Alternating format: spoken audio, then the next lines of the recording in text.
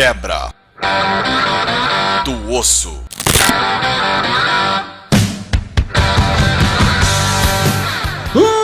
Oi, saudação para vocês, lupinos, hominídeos e impuros. Aqui quem fala é Chocos e vocês estão em mais um Quebra do Osso. E no Quebra do Osso de hoje, um Quebra do Osso de hoje cheio, eu conto aqui com a presença de Pedro Nogueira, Dentinho e André. E aí, galera, beleza? Tudo bom com vocês? Opa, tudo em paz? Tudo em ordem, como é que vocês estão? Salve, tudo bem e vocês aí? Eu tô bom, e tu, Dentinho? Você tava sumido, caralho. Ai, cara, tamo aí, essa vida louca de pandemia. Você tomou uma sumida grande? Como é que é isso aí? Eu não tomei nada não, velho.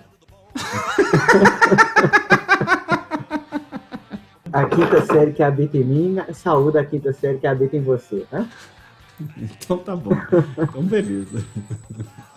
Então tá ótimo, Nação Garou. Hoje nós vamos aqui no nosso Quebra do Osso conectar com o último Garocast, o Garocast no qual nós falamos a respeito dos Bastet, né, os Homem-Gato. Então hoje nós vamos falar aqui a respeito dos Balan, uma das 9 tribos do Crepúsculo. E aí vocês vão perguntar, porra, olha lá, falaram dos Balan, eles vão falar das outras tribos? Não sei. Tá? Não tem esse plano, não agora. Se isso acontecer, isso vai ser muito depois. Não tem nada dentro desse planejamento. E aí os fãs das outras tribos dos Bastet vão falar assim, porra, mas por que justo dos Balan? E aí eu vou te responder, aqui é Brasil, porra. Por estarem bastante conectados com o Brasil, bem como as outras regiões ali da América Central e também da América do Sul, a gente resolveu falar sobre os Balan. Eles vão figurar aí no nosso suplemento Sangue Nativo de uma maneira proeminente, algo que não vai acontecer com, sei lá, com os Khan ou qualquer coisa do tipo. Então, pra gente dar um panorama mais legal aí a respeito dos Balan e para vocês ficarem ainda mais confortáveis ao jogar com os Bastet no território brasileiro, mesmo sem... mesmo antes do Sangue Nativo sair, vocês já podem escutar esse Quebra do Osso e irem montando seus Balan aí. Mas, Choco, deixa eu fazer uma pergunta. Eu não posso jogar de cano no Brasil? Cara, se você quiser jogar de cano no Brasil, aí tem o Mortal Kombat, tá ligado? Mas aí vai ter aquela mesma resposta de sempre. Você pode jogar de Wendigo no Brasil, cara, na sua mesa você pode jogar do jeito que você quiser, do jeito que o narrador aprovar e tal, desde que você não tenha asas. Mas, isso, pelo menos nas minhas mesas. Mas nem de perto as outras tribos dos Bastet vão contar com uma organização e uma estrutura social, por mais distante que ela seja, como é o caso dos Balan, dentro do Brasil, né? Então é isso aí. Respondida a sua pergunta? Não, respondido. Só pelo André ter perguntado isso, acho que eu vou silenciar ele agora e ele não participa mais do cast. Que pergunta mais cretina. Então deixa eu ficar quieto aqui também, porque eu ia estender sobre o tema. Eu achei que a resposta ia ser mais curta, tipo, não pode. Mas não pode, mas o povo vai ficar perguntando, enfim. Mas assim, se nós formos considerar bem a geografia das raças e também as culturas delas, eu acho que é quase tão difícil um Khan quanto um Wendigo aqui no Brasil. Mas talvez para todos os Bastet seja mais fácil uma localização aqui do que o Wendigo, porque qual sentido tem um lobo do norte do Canadá estar no Brasil, né? Enquanto que vários tipos de gato podem estar aqui por até importação, coisa que não acontece com lobo, né? Que isso, cara? Zoológico? Pois é, mas só que nos zoológicos a gente vai ter, sei lá, lobo de qualquer tipo de região, né? O que eu acho que vai facilitar é o fato dos Bastet como um todo eles serem solitários. Então você pega a necessidade e o objetivo do indivíduo e traz ele aqui para dentro do Brasil. Você não precisa de uma sociedade para isso. Então é diferente do que vai acontecer quase que sempre com os lobisomens. Então é possível um determinado lobisomem vir para cá? A sociedade dele? Não. Para os Bastet é possível o indivíduo e a sociedade ela é tão frouxa que ela quase não existe. Então é isso aí. Mas vamos logo então falando a respeito dos Balan ou dos Balan. Acho que eu escutei diferentes pronúncias já no nosso Garocast a respeito da raça. Pronunciem aí do jeito que vocês quiserem. Bom, vamos começar mencionando que sobre o nome, a palavra Balan, Balau ou Balan, sei lá qual é a pronúncia correta, é um demônio, certo? Um príncipe ou um duque do inferno. Então, quando a gente procura isso no Google, dá até para assustar um pouco, porque é uma parada que aparece lá na Goécia, eu acho, ou é na chave menor de Salomão. Mas, enfim, tem uma parada assim, e o bicho é ligado a vários animais, e nenhum deles é associado à onça. Então, você tem que fazer essa desambiguação aí.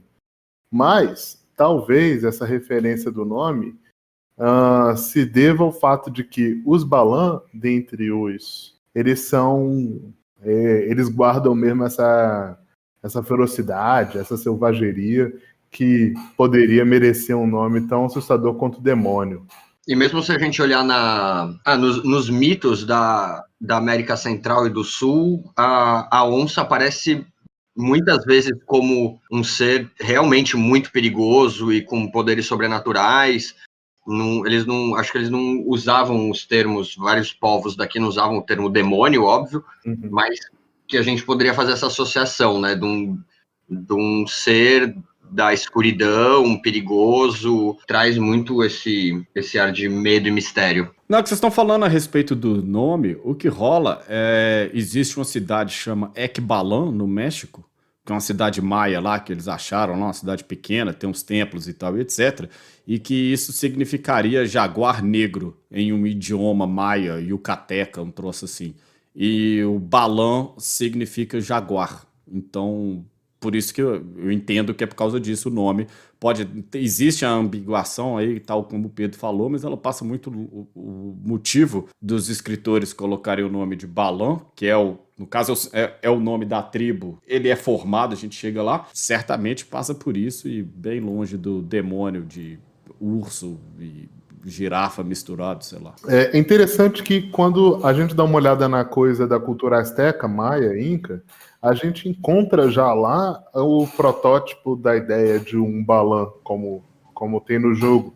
Porque na guerra desses povos, eu acho que é entre os guerreiros astecas, que muitos deles, na verdade, uma parte de elite dele se vestia como animais. Aí tinha o guerreiro águia e também o guerreiro jaguar, né? Essa galera era tipo assim, a guarda real ou coisa do tipo. Eram realmente guerreiros de elite. E na língua nahuatl, que é lá do México, tem o termo nagual, que vai aparecer em diversas culturas mesoamericanas como sendo o metamorfo, a pessoa capaz de se transformar em animais. Não especifica qual tipo de animal, mas o nagualismo depois, sei lá, ele vai ser considerado um tipo de feitiçaria. Isso me lembrou muito o que a gente disse lá no Garocast sobre os Basset, que eles são marcados pela magia também, né? Então, a associação do shapeshifter, né, do metamorfo, com o feiticeiro já está presente lá na inspiração de origem, na cultura asteca. Parece também, cara, que tem uma palavra maia, Balan, que ela é usada para designar jaguar, sacerdote e feiticeiro, saca? Uhum. E onça também. Tem um povo na Bolívia que acredita que quem poderia se tornar um sacerdote é aqueles que sobrevivem a um ataque de onça. Isso aí, tem que chamar o Serjão bem ranteiro. Ali tem coragem. Para ele poder, então, discorrer a respeito do ataque de onça. Mas aí tem que ver se o cara, na hora de sobreviver, se ele caga ou não, né? Porque tem essa história aí, quando escuta a onça esturrando. Mas é legal, né? A gente já vê que vários termos, várias ideias, elas já estão ali permeadas na imagem de um guerreiro onça, muito antes do jogo. Então, eu acho que o White Wolf se aproveitou muito disso, não teve que inventar demais. Então, é muito acertado que eles coloquem os Balan como esses guerreiros brutais, ao mesmo tempo que tem a origem voltada para magia, como a gente vai mencionar daqui para frente. Então, eu acho que aí a gente vamos começar aí a respeito da história dos Balan, e acho que a primeira coisa que a gente vai ter que notar é que eles eram originalmente 2 tribos, né? Quando se fala das 9 tribos dos Basset, cada uma delas tem um conto inicial. E aí tem um conto dos Balan, que é um conto, inclusive, muito legal. Eu entendo que ele tem algumas alegorias no meio do texto, bem refletindo bastante aquilo que a gente estava falando no cast sobre como o conhecimento e a magia e tal dos Bastet, ela é passada de um para o outro, né? Nunca dita de maneira direta. E isso acontece nesses contos, né? Que eles são chamados de Kalia, entre todas as outras tribos. E o dos Balan fala disso também. A gente vai falar desse conto um pouco, tipo, isolando ele, tentando entender o que é que ele fala. Mas ele diz sobre esse começo, de como a tribo, ela começa, na verdade, sendo duas.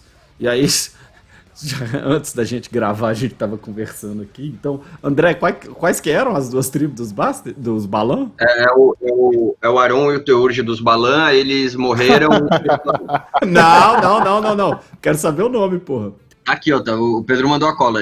Oli Ioyuki e Rovitliqua. Mano, esse T com L é pior que Carl.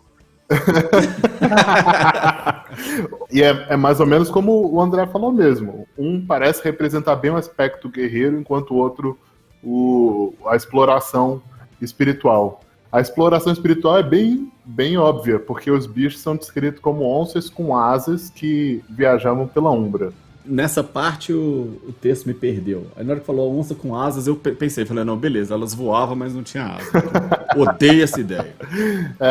Mas eu acho que, sei lá, dentre a cultura ali daqueles povos pré-colombianos, essas misturas de animais, ela é tão presente que eu já esperava por algo bizarro como isso, ou como o Uktena, por exemplo. Essa galera aí, essas onças com asas, eles são os Rovitliqua, que eles eram mais voltados para a exploração espiritual e bem mais tímidos, por assim dizer, do que os outros, mais reclusos. Os Oliyuki, eles se colocavam, inclusive, como líderes dos humanos, né? Dos parentes, como se mostravam mesmo. A história do véu não existia para eles. Eles eram também de mundos diferentes, né? Os Rovitliqua, eles costumavam habitar, eles se diziam, então, os senhores da floresta, e eles ficavam ainda mais afastados dos humanos. Eles, obviamente, cuidavam lá dos seus parentes e tal, mas eles eram aquele segredo dentro da floresta, né? O cara, ele não saía tanto de lá. Eles também tinham essa coisa de serem tratados como divindades, mas muito mais como aquele poder místico que por muitas vezes não tem nenhum tipo de explicação. E aí o livro até cita uma coisa meio parecida com o que o Dentinho estava falando. Obviamente que ele não aponta... Você falou Bolívia, não foi, Dentinho? Acho que o negócio do cara se ataca. Bolívia. Ele não vai tão certeiro assim na localidade, mas fala que tinham essas divindades, né, essas criaturas de grande poder, e que o cara ele ia pra floresta, ele entrava na floresta e não sabia se ele ia sair vivo. E que entendia-se então que aqueles que saíssem vivos, eles tinham sido de alguma maneira abençoados por essas divindades, no caso então os Rovitliqua. Enquanto os Oliyuki, eles ficavam mais dentro da cidade, eram essas divindades, esses guerreiros fodas pra caralho, e eles eram meio que essas divindades, esses deuses, vamos colocar assim, esses deuses da guerra, justamente por causa dessa proximidade, né, dessa proximidade com a guerra.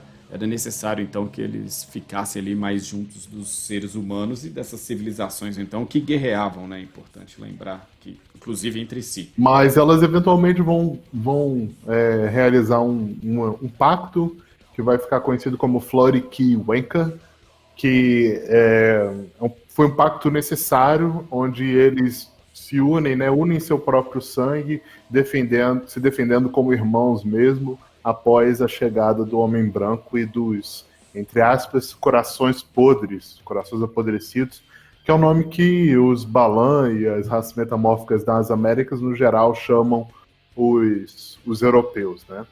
Vai ter essa segunda Guerra da Fúria, né? Chegam lá os espanhóis, em especial ali, né, na região de onde eles estão, bem como os Garou, e aí o pau tora, né? Enfim. Segunda Guerra da Fúria, a galera desbravando, matando geral, né? Especialmente no que a gente está se referindo ao domínio da Espanha na América. Isso foi bem mais rápido, isso começou bem mais imediatamente do que comparado no Brasil, né? Porque Portugal teve aquele imbróglio de ficar enrolando para desbravar o Brasil, enquanto que nos domínios espanhóis a coisa foi mais de imediato. E veio trazendo doença, morte, e acertou essas duas tribos que vieram a se tornar os Balan fortemente. E aí, é que eu quero fazer um disclaimer aqui, só um aviso, porque todo mundo fica falando dos Senhores das Sombras e a Segunda Guerra da Fúria, mas os Balan, no livro dos Basset, os Balan, inclusive, falam que vieram os lobos, e os lobos que vieram eram Presas de Prata, Fúria Negra, Roedores de Ossos e Uctena. Então, eu acabei de ver aí que a Vivi acabou de chegar. Então, tem uma galera que detrata os Senhores das Sombras, mas não, nessa daí nossas mãos estão limpas. A gente sabe que eles estavam lá, né? Eles só não assinaram o caderno de presença. Mas, e aí tem uma coisa que lá em 1600, mais ou menos, o pau tora, os caras se fodem todos, eles vão ter que sair das cidades, né, porque são os principais alvos dos europeus, e as tribos, inclusive, elas se estranham, né, tanto os Aron quanto os Teúrgidos, para usar o termo do André, né, os Rovitliquá e os Oliyuki, eles se estranham e tal, e o pau quebra um pouco, e até eles formarem, então, os Floriqueuenca, que tem o nome de O Sangue de Dois Corações. É o pacto que eles estabelecem de união pela semelhança ali de povos, né? Os irmãos da onça, os amigos da onça. Mas aí começa o primeiro modelo, né? Para o que depois viria a ser de fato os Balan. Eu acho que isso é legal, porque é um dos poucos lugares da White Wolf onde tribos diferentes conseguem se unir por uma coisa em comum e ficar de boa, né? Assim, elas não são diferentes. Eram visões diferentes, né, apenas. Tipo, a diferença entre as duas tribos de onça é a mesma diferença entre as tribos dos Garous. Eu até ia mencionar o seguinte, eu acho que a data como eles colocam a data de 1600, considerar que os Rovitliquá eram de fato essas onças com asas, essa coisa mitológica, me parece meio errado. Tipo assim, uma escolha errada pela White Wolf. Se eles realmente queriam colocar os Balan como derivados dessa raça mitológica, colocasse mais atrás no passado para não parecer tão esquisito, já quando os europeus estão chegando aqui e ainda existirem essa galera. Então eu acho que isso é um problema. Mas, por outro lado, eu também acho que Rovitliquá e Oliyuki, eles podem ser encarados como dois campos que antes não se entendiam como iguais, e aí depois viram, a partir do pacto, que eles são a mesma coisa, né? São Balan, são Homem-Onça. Era isso que eu ia perguntar antes, né? Se antes eles tinham alguma distinção morfológica, física, sei lá, geográfica, sabe? Geográfica não, mas era mais uma coisa de comportamento. Por isso que eu acho que então, é ideal, então, né? O ideal deles era diferente, mas... E tem esse lance das asas, que aí eu acho que eu também tô no lance no time dos Chocos de considerar isso daí outra coisa. Vamos meter logo aqui um headcanon aqui na coisa, e a partir de agora asas não existem. Esquece metamorfo com asa, deixa os Corax lá e pronto, tá bom. Não existe eu sou um bicho aqui, quadrúpede, ando na terra, vou crescer asas e vou voar. Voa igual o super-homem, que voa e não tem asa. Põe uma capa no pescoço e voa. Amarra uma toalha, que porra de trem fudido. A gente tem que lembrar que os Bastet, como um todo, são muito místicos. Eles vão se referir à história deles através de enigmas porque eles guardam segredos, né? E eu acho que esse lance de asa é só para representar o fato de que eles eram exploradores umbrais. Ao contrário de todos os Bastet, né? Quase todos, na verdade. Então acho que essa asa é metafórica mesmo. Concordo. É um dom de nível 2 entre os Balan, asas ancestrais.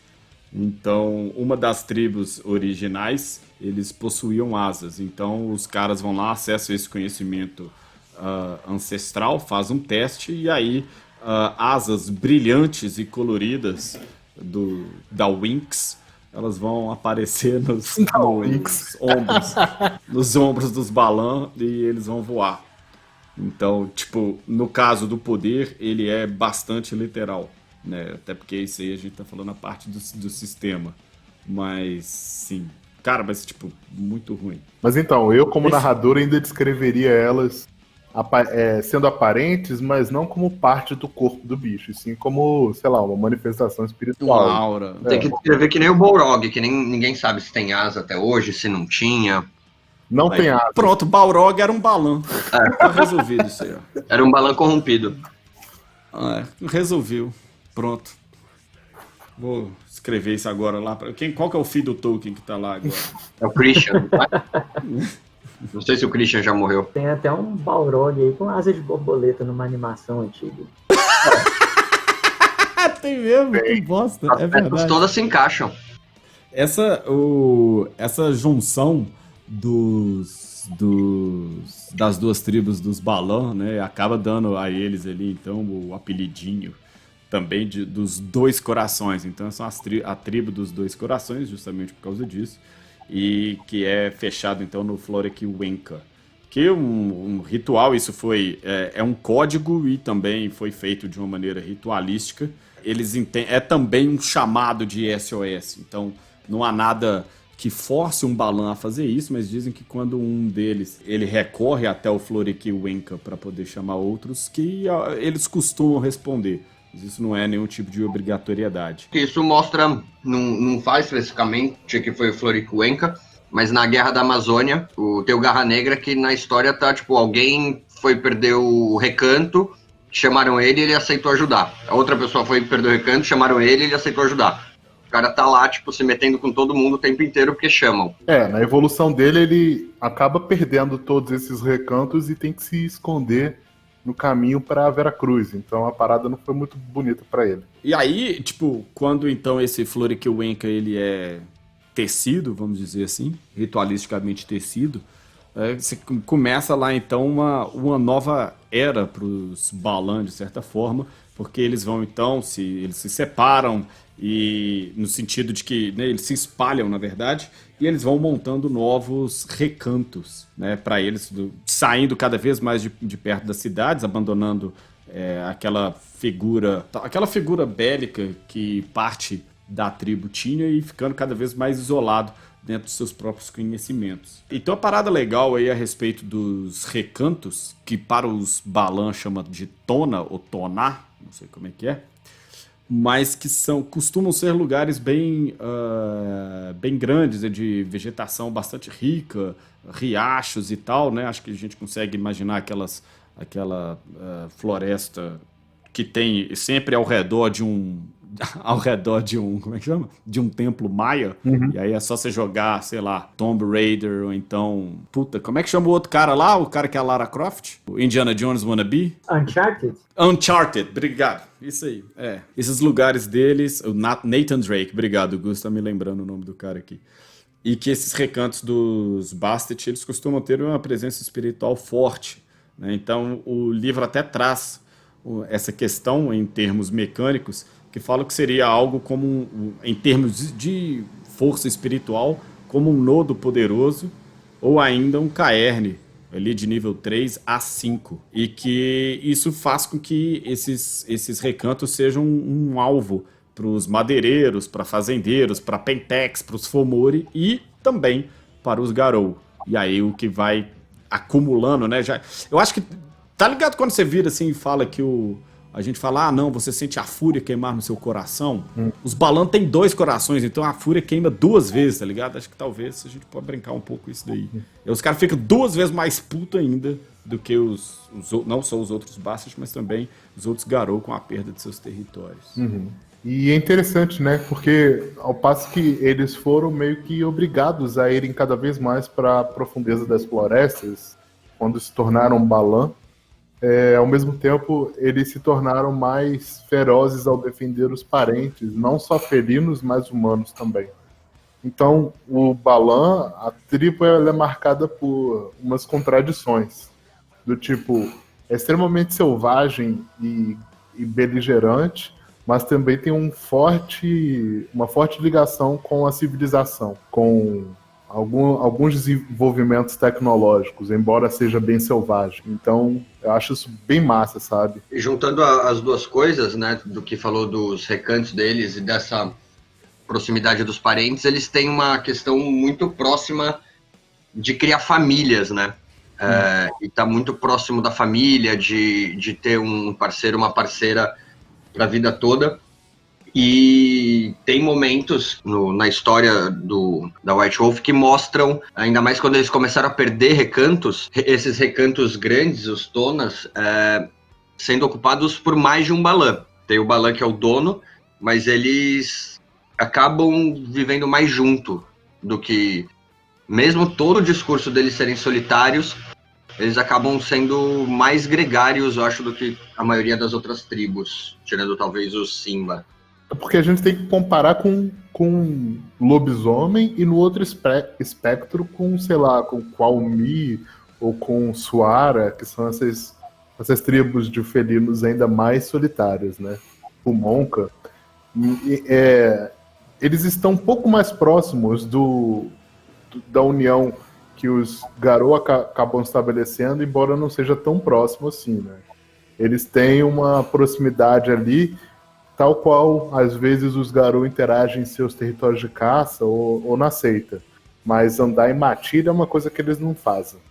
Isso não. Eu boto fé que essa habilidade gregária deles é uma coisa bem tênue, né? Porque você vai ter aquela coisa no sentido de que, pô, eles não gostam de ninguém. Eles gostam de ninguém. Aí eles vão lá e escolhem um cara lá pra ele gostar, aí esse um cara ele pega e coloca dentro do recanto dele. É isso.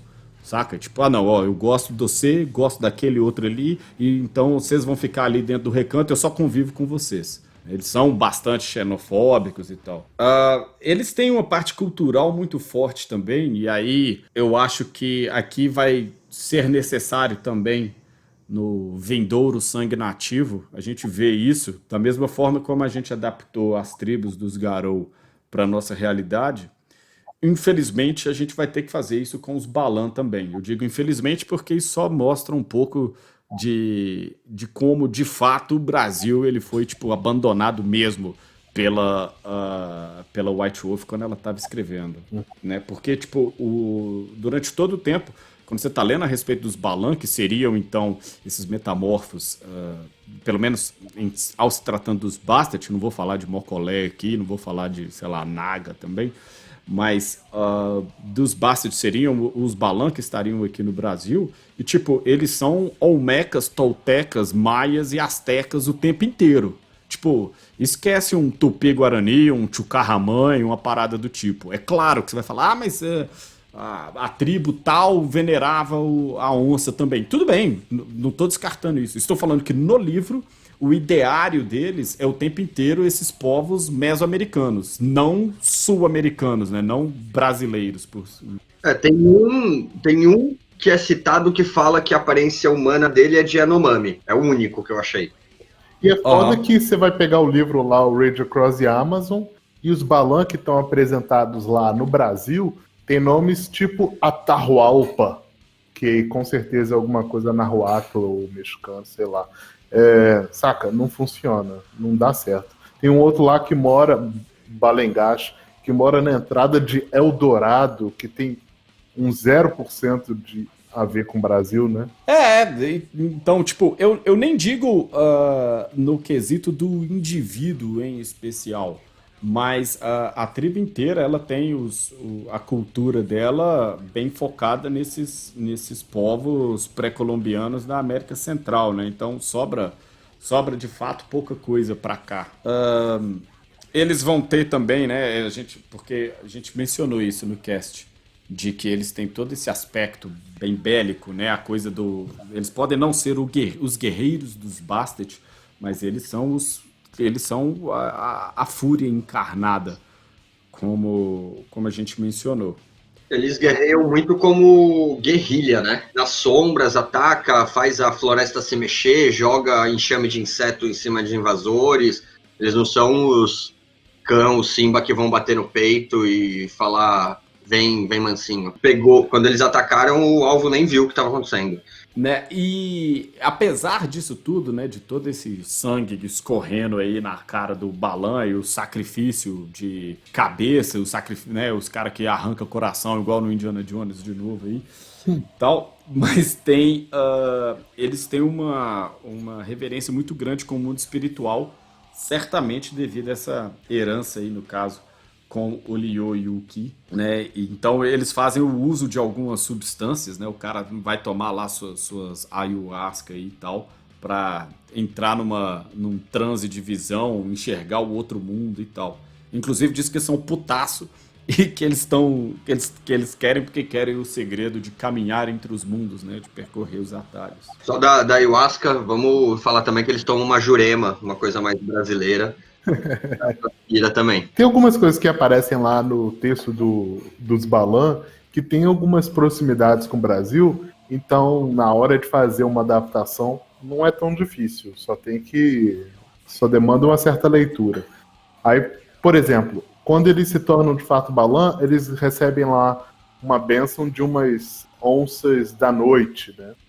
E no Brasil, dentre as culturas indígenas, desculpa, mas eu não vou saber exatamente quais, mas eu sei que existem alguns mitos de onças ligadas ao céu. Tem, por exemplo, que é no Macamanã, tem também a Sharia, ou Charria, que é a chamada onça celeste, e um outro camarada chamado Iaguarateabá.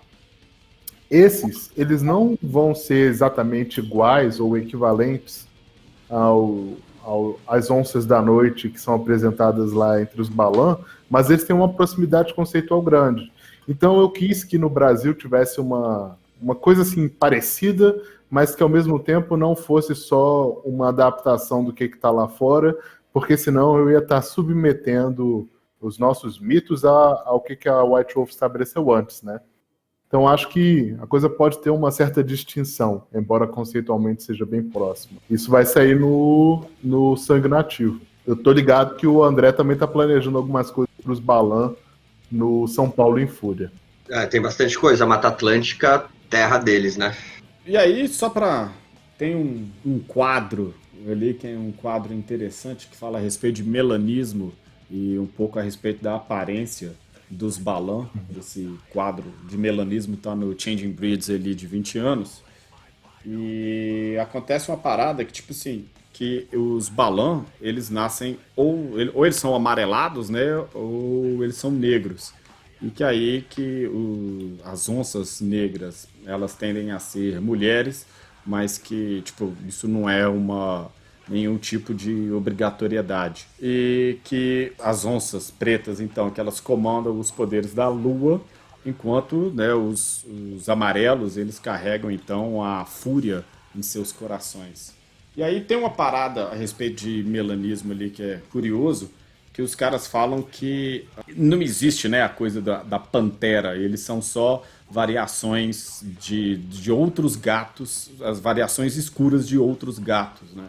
Então, no caso ali do jaguar ou da onça, então, quando ela sofre desse melanismo, então, que o pessoal chama de pantera, mas é o mesmo bicho. Então, eles não têm absolutamente nenhum tipo de diferença, tá? Não se trata de outro Balan com alguma outra característica, sei lá, a gente está falando da mesma criatura. Então, tem uma coisa que é bem interessante sobre os Balan, é que, na verdade, quem desenvolveu o ritual do renascimento sagrado, que é utilizado por Samuel Haight para criar, né, a infame tribo dos dançarinos da pele, foi uma Balan. Então, originalmente, o ritual ele era utilizado para justamente entre os guerreiros onça, né, os guerreiros jaguar. Então, aquela imagem de uma pessoa vestindo a pele de uma onça faz sentido. A pessoa que desenvolveu isso foi uma princesa chamada Estaca, que ela era uma parente asteca e princesa entre o seu povo, e aí ela desenvolveu o ritual e se tornou a primeira Balan dançarina da pele. Deixa eu fazer uma pergunta. Não sei se isso está escrito, mas era uma coisa tão horrível e profana como o Samuel Wright fez depois? Não. Ou não, era sagrado e os Balan apoiavam? Era sagrado. Entre a cultura Balan, entre a cultura também dos pré-colombianos, esse derramamento de sangue e o sacrifício ritualístico para a criação de um guerreiro era visto como, entre aspas, normal, né? Mas aí, então não tinha essa corrupção dela. Ela acabou não sendo corrompida. Aí eu já não sei. Eu acho que sim. Claro que tínhamos, claro que tinha. Você chega, o cara tá tirando a pele do outro, você fala, porra, dá um Wyrm, mata, ué, acabou, ué. Mas esse negócio era, entre aspas, bem visto entre os próprios Balan, né?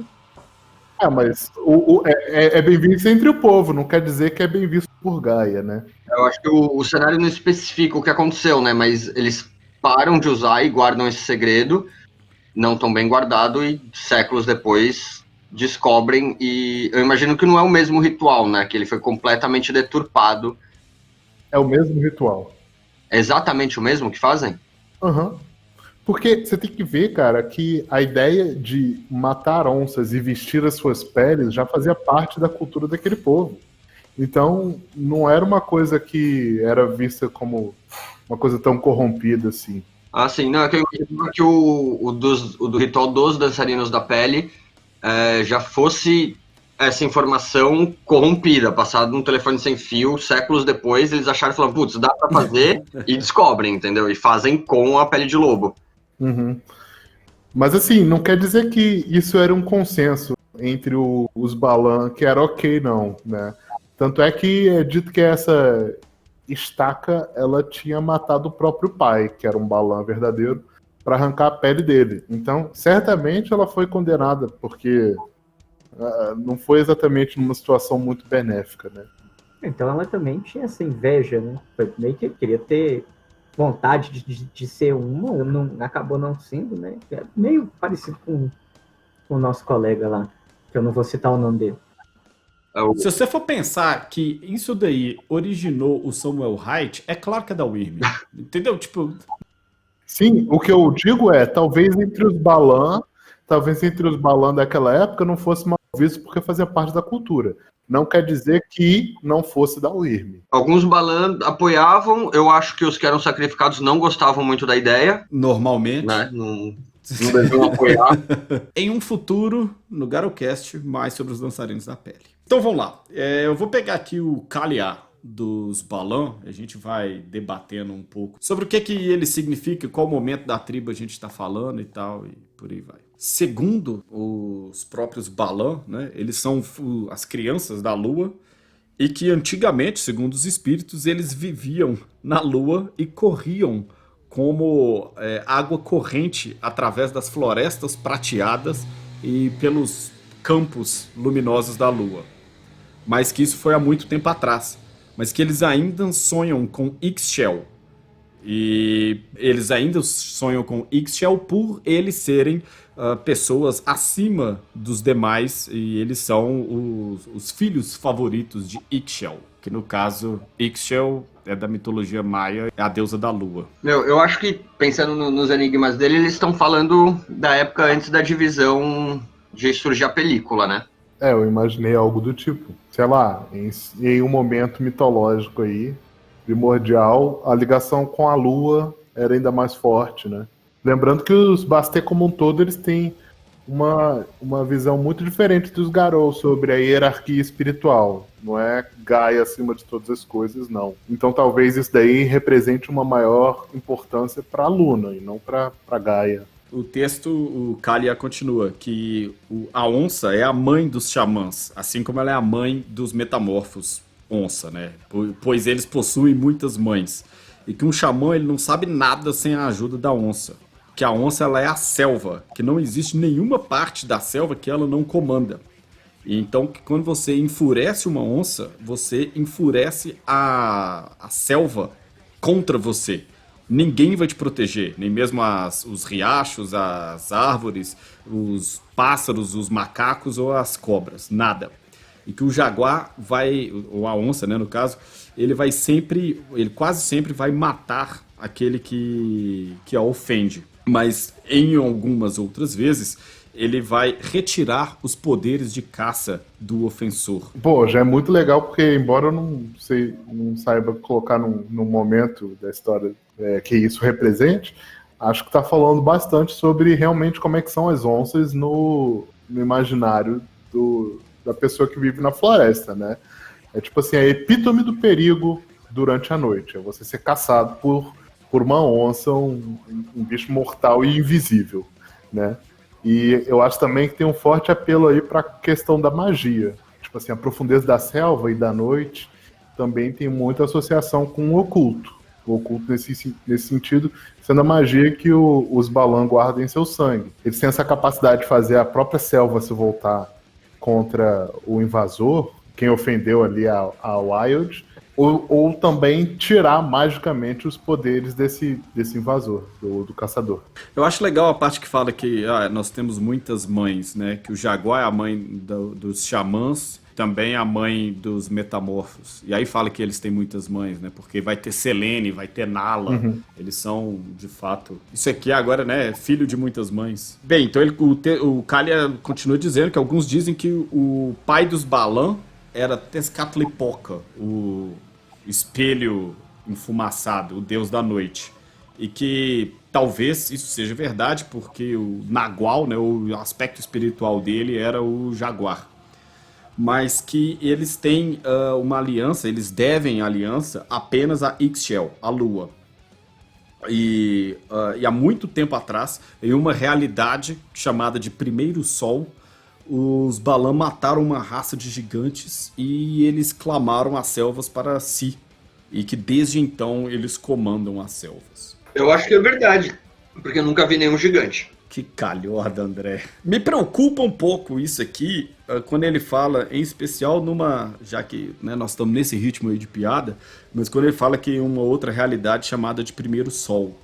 É que eu entendo que ele está falando da primeira era, da Roda das Eras lá, se a gente for colocar isso dentro lá dentro da Roda das Eras, né, que tem nos Rengeki Yokai. Mas me preocupa porque a segunda realidade vai chamar, a próxima realidade, então, no caso, vai chamar o Segundo Sol. Aí tem aquela música podre. Tanta preparação para isso. Não, velho, me preocupa muito que, enfim, o livro, os Balan, eles estão legitimando a música da Cássia Eller e do Nando Reis. Entendeu? Não, mas... Pô, daqui a pouco vai falar questão com All-Star Azul também. Eles estão prevendo aí um realinhamento da órbita dos planetas, então. calendário Maia, né? 2012, essa parada toda. Então tem a ver. Minha pequena Eva. Enfim, aí vai. Tentando voltar um pouco, mas o Primeiro Sol, pra mim, lembra também o primeiro ferimento, né? Que os Rock citam. O grande ferimento. Que é o ferimento do Sol. E aí tem o Segundo Sol, é no Apocalipse, né? Que abre no céu. Antérios. Não, mas na verdade os Balan, eles estão no Quinto Sol, que é a era atual. Já perdi a conta. Será que não tem alguma coisa a ver com os Maelstorms, então? E aí agora nós vamos ter que ir lá no Rengeki Yokai as eras, né? A primeira era do despertar, que então é quando existe... Tudo é uma coisa só. Mente, corpo e espírito. É tudo uma coisa só. Depois você vai ter a Era das Mil Coisas, que é a segunda, no caso, então, o Segundo Sol, a gente tá aí. É quando começam a ter as divisões. A terceira era, o Terceiro Sol, é a Era das Lendas, que é quando, então, surgem os metamorfos lá e eles vão cumprir as obrigações deles para com Gaia. A quarta era é a Era das Provações. Ela começa antes da história humana, e é quando os humanos surgem. Os humanos surgem durante a Quarta Era, e aí quando a Guerra da Fúria acontece, e a Quinta Era é a Era das Sombras, que é a era atual, que lá para os Rengeki Yokai acontece quando os ocidentais chegam no Oriente. Então, e aí vai ter a Sexta Era, que é a Era do Pesar, no caso, o Apocalipse. Então, comparando assim, aqui é quando o mundo ainda é um. O que faz algum sentido se você for parar pra pensar que tem uma raça de gigantes desse lado aqui, né? Sim. Bom, encontrei aqui que o Quinto Sol é um mito azteca de fato, né? Aí diz aqui, ó, o Quinto Sol, chamado Movimento 4, é governado por Tonatiuh, o deus do Sol. Esse Quinto Sol é caracterizado pelo sinal Olim, que significa movimento. Aí tem um monte de coisa que eu não faço ideia do que você está falando, mas considera que nesse período deveriam ser feitas ofertas e sacrifícios de sangue. Então, como a gente sabe que... O Quente Sol é Montes Claros. Tipo isso. Mas a gente sabe que está se referindo a esse período atual, onde, né, tanto os povos ofereciam né, sacrifícios humanos, quanto acontece aí o período do Apocalipse. Então, talvez esse derramamento de sangue represente isso também. Continuando então com o texto dos Kaliar, eles dizem que as onças algumas vezes ajudavam, elas viviam entre os humanos, ajudando-os em suas caçadas e ensinando a eles os poderes das plantas. E que aí eles ensinaram então aos homens os caminhos da ayahuasca, o sabô e nunu, que eu não faço ideia do que é, para que os humanos pudessem conversar com as suas presas nos seus sonhos. Né? E caso então as presas estivessem dispostas, eles ganhariam visões sobre quando e como matar essas presas. Então, até mesmo essa busca espiritual, né, ela era voltada para a caçada. Mas... É bem literal essa parte. E aí, então, quando os brancos vieram, né, chegaram, eles trouxeram consigo o mal, que espíritos da doença, então, elas assolavam os humanos. E os seus mestres, então, temiam o poder das onças e enviavam homens para a selva para domar as onças. Só que elas retaliaram, usando seus aliados dentro da selva para atacar os espíritos malignos e seus fantoches humanos. Será que esses aliados aí, os caras chegaram lá chamando...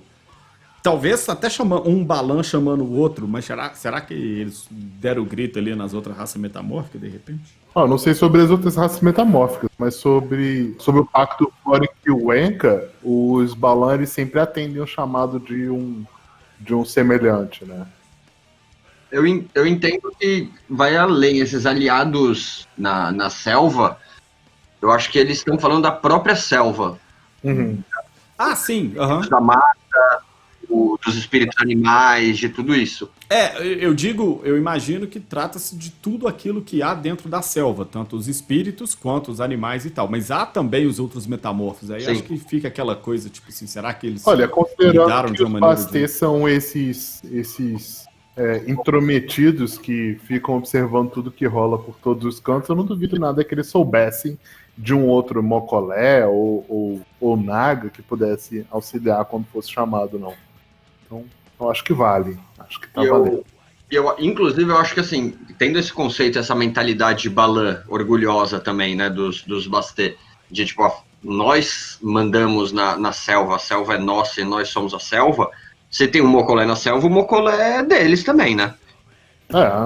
Faz todo sentido. O que o Mocolé faz a não você ficar boiando lá, parecendo um toco na lagoa? Já diria Mufasa, que não era bem um Balan, mas tudo aquilo que o sol toca é meu. Incluindo, então, a zebra, porra. Sabe? Tipo assim, não interessa quem não. Então, se você tá tomando sol, você é meu, foda-se. Exatamente. Aí você vai lutar comigo. Eu acho que os Balan vêm bem assim, o resto do povo no mato. Porém, o mal, né, ele era grande demais. E aí a mãe jaguar, ela opta por fazer o sacrifício supremo. Então ela surge na floresta como um jaguar negro e o mais perigoso, o mais poderoso de todos os gatos, e ela ataca então os conquistadores. Os conquistadores caçaram a onça negra, né, e encurralaram e prepararam-se para matá-la e levar a pele dela ao capitão.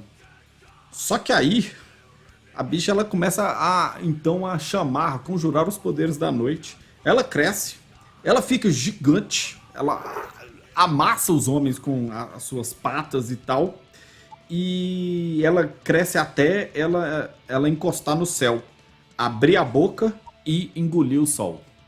Caraca. Porra. Isso é uma lenda nativa daqui, eu não lembro exatamente agora de qual povo, mas que a onça caça o sol e eles acreditavam que os eclipses era porque ela estava realmente chegando para comer o sol, e o ritual era a galera passar o tempo inteiro do eclipse batendo palma pra assustar ela e ela não comer o sol. Por que batendo palmas? Por que batendo palma? Porque fazia barulho, eles não tinham fogo de artifício. Mas não pode gritar, não? Tem que bater Não, palma. Se você estiver na mata, você bate palma, a onça afasta? Eu tô perguntando de boa. Não, não mesmo. sei, eu acho que eles deviam gritar junto, mas o bater palma vem de outras culturas também, como algo que é um som que chega aos deuses, né? E aí é por isso que o carioca faz isso? Não, Não tem isso no Rio de Janeiro, que vai pra uma praia lá pra bater palma pro pôr do sol? tem Não é isso. só carioca, não, velho. Não é só carioca, não. É por isso mesmo, Chux. Eu tô aqui dando meu sorte carioca de aprovação sobre a sua teoria. Então, é pra tipo assim, ô sol, desce aí na água não, doido. Assusta o sol, né? Beleza, tá bom. Cara, será que isso daí, tipo, quando fala da mãe jaguar e tal, etc., será que é um momento, tipo, um momento em que, assim, que os conquistadores, eles vão, sei lá, aniquilando os caras, os Balan, né, o povo, e aí esse momento é, tipo, uma reviravolta, não no sentido deles, de fato, crescerem, engolirem o sol e tal, etc., mas será que é o momento em que eles viram e falam, porra, beleza, nós vamos ter que bater nesses caras? Tipo, uma convocação, um entendimento, um chamado pra guerra, tá ligado? Tipo, na história deles, assim, olha, beleza, a gente já se fudeu demais, agora nós vamos lutar contra eles. Eu acho que foi bem isso, velho. Deve ter sido um momento crítico, né? Pivotal ali durante esse episódio que foi, né, contado dessa maneira. Mas eu acho que é isso mesmo que você falou, Chux. É o chamado pra guerra, né? Eu acho que faz todo sentido esse cresceu e cresceu que fala no conto, que é juntando Balan. É a força dos números, né? Então, aí a onça gigante engoliu o sol. O mundo, então, ficou escuro, a noite desceu sobre todos e as magias celestiais dos humanos falharam. A única lua que brilhava em toda a Terra era a luz da lua. E Ixchel, né, então a deusa da lua, ela falou para os seus filhos, não só para os animais, mas também para os homens, e disse a eles sobre os perigos vindouros. O sol iria se reerguer novamente, e que o poder deles diminuiriam. Então a lua deu a chance para que eles abandonassem o mundo dos humanos e retornassem à lua. E aí ela ofereceu o reflexo deles nos espelhos dos lagos e dos rios e por aí vai. E tudo que seus filhos tinham que fazer era saltar, né, e nadar em direção à lua para que ela abandonasse o mundo em que nós estamos e fossem para a lua, né, vamos dizer assim. E que aí então muitos dos animais eles fizeram isso, buscando a lua e tal, alguns homens também, e que essas tribos que o fizeram, elas desapareceram do mundo. Mas que as onças, elas hesitaram, porque elas tinham muita fúria. Elas queriam vingança. E o sangue, meu irmão, pode ser pago com sangue. Isso é propaganda. Só não foram porque dar banho em gato é difícil pra cacete, né? Imagina. Pula aí no rio, vamos lá. Não, nem... É a pau. Tô de boa aqui no galho. Cara, mas eu acho curioso como que, dentro de muitos aspectos, esse é o apocalipse, o momento de extinção, certamente o momento de maior provação dos Balan, tá ligado? Quando, não é quando a Wyrm, quando a Azura vai lá e, enfim, eles precisam então tecer uma teia entre os mundos ou qualquer coisa do tipo. Não, é quando os homens brancos chegam e fode tudo. Tanto que agora que a gente tá falando de extinção, quando ela fala de extinção de homens e de animais, certamente as tribos humanas, né, dos parentes lá, olmecas, toltecas, por aí vai, os caras que morreram. Então eles foram pra lua, né, os caras vão nadar aí e tal pra sair do mundo, mas os Balan ficam. Eu acho muito legal esse tema, porque a gente vê outras raças metamórficas que a ideia de apocalipse ela é realmente muito porosa, né? Talvez ela faça muito sentido para os lobisomens, mas ela não faz sentido para todas as criaturas de Gaia ou para todos os metamorfos. Ou se faz, ela pode ser interpretada de outra forma. Para os Mokolé, quando os dinossauros deixaram de existir, aquilo pode ter sido um apocalipse ou uma grande extinção. Para o caso dos Balan, a mesma coisa, só que em momentos mais recentes, quando chegam os homens brancos. Então, o que eles estão vivendo agora, no presente, é tipo assim, é a ressaca dessa grande destruição, né? Dessa grande perda entre seu povo. E é por isso também que eu acho que faz sentido que, em sua memória, eles sejam realmente tão diferentes ao ponto de terem duas tribos, ao invés de ser tudo só Balan.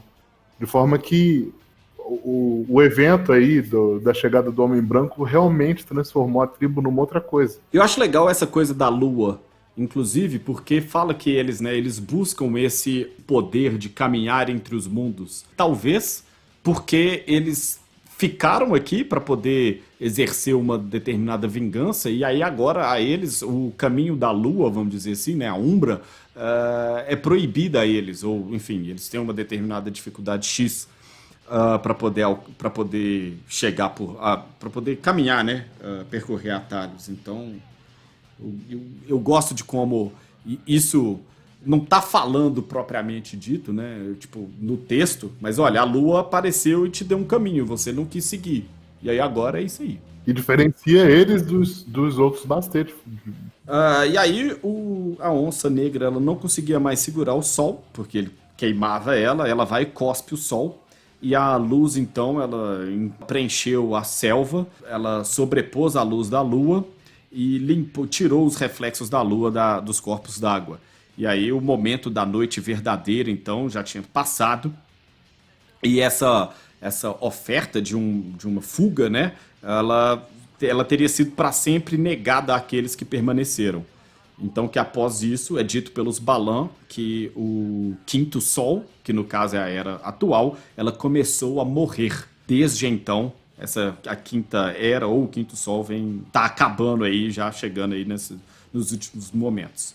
E que então, até os dias de hoje, o reflexo da lua, ela causa grande sofrimento nos corações da tribo. Mas isso é só um reflexo, nada mais. E é assim, com essas exatas palavras, que termina o Kalia. O que vocês acham desses últimos momentos aí do conto? Um tanto quanto auspiciosos, né? Cara, justamente por isso, por falar que a quinta era, né, tá chegando ao fim. E logo, quando a quinta era termina, é porque o pau vai tá quase quebrando agora, né? Tá chegando a sexta era que você fala, eu esqueci o nome dela agora, como eles chamam, né?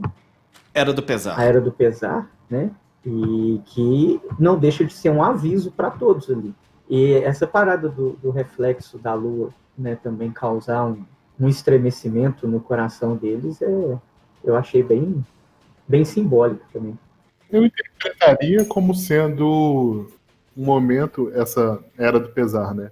Sendo o momento em que os Balan que ficaram aqui vão executar sua vingança, e com isso a história dos Homem-Onça termina, sabe? Porque quem tinha que voltar, voltou, e os que tinham que ficar aqui ainda tinham que exercer essa vingança, o que eu acho que acontece nas muitas guerras que compõem o Apocalipse. Então talvez a Era do Pesar tenha seu início aí com os grandes enfrentamentos na Amazônia, por exemplo. E daí pra frente tem o Apocalipse e o fim da história. Esse negócio no fim, a última frase, né, que fala que é apenas um reflexo, nada mais. Eu piro que pode significar que, tipo, é só um reflexo, então eles ficam tristes, mas não causa nenhum mal para eles mesmo, mas também eu consigo ler como um enfraquecimento do poder da lua. De agora é um reflexo, não é mais nada, porque eles foram embora. O que a gente vê agora é só o reflexo do que surgiu e tá tudo uma droga. Cara, interessante você falar isso, porque a leitura que eu tive, quando eu falar, E isso é legal, porque, né, o livro do Bassett é cheio disso. Então é aquela coisa do segredo de como as coisas são de fato passadas. Quando fala que é um reflexo e só, e tipo, e porra nenhuma, eu acho que é tipo assim, que fala que eles veem a lua e que talvez eles já tenham tentado sair daqui. Só que não é um atalho espiritual, não é mais uma promessa de uma fuga desse mundo e você chegar até os jardins ou as florestas de Ixchel. É mesmo só um reflexo, infelizmente, tá ligado? Tipo, ó, é isso aí. É só a lua na água, não é Ixchel falando com a gente. É porque a lua foi embora, né, junto com as outras raças e os humanos. Sim, então, sim. é isso, ela não tá mais aqui. O poder dela não tá mais tão presente. Diferente para os Garous, que é um ser vivo que tá aqui interagindo o tempo inteiro, influenciando eles, né? E então é isso aí, galera. Ficamos aqui com o nosso quebra do osso a respeito dos Balan. É isso aí, então a gente vai ficando por aqui. Para você, ouvinte, que nos acompanhou até o momento, críticas e sugestões são bem-vindas. Manda aí o seu e-mail pra gente em naçãogarou@yahoo.com.br. E o nosso quebra do osso de hoje a respeito dos Balan, conectando com o nosso último Garocast, que teve como tema a raça metamórfica dos Bastet, se encerra. Muito obrigado, Dentinho, André e Pedro, pela participação. Valeu aí, galera. Eu que agradeço, cara. Valeu pelo convite aí. Tamo junto. Até a próxima. Valeu, Chocos. Brigadão. Até mais. Valeu, galera. Então, é isso aí. Muito obrigado a todos vocês. A gente fica por aqui. Um uivo de despedida para todo mundo. Tchau.